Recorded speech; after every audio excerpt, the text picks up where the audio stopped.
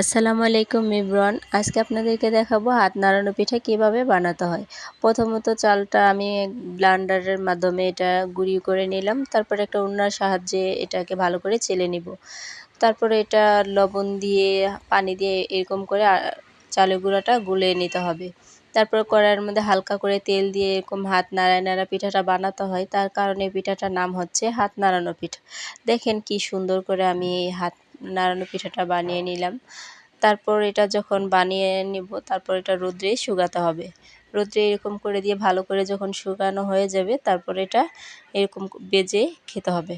প্রথমত আমি একটি কড়াইয়ের মধ্যে পরিমাণ মতো তেল দিয়ে দিলাম। তেলটা যখন গরম হয়ে আসবে তারপর পিঠাটা আমি দিয়ে দেব।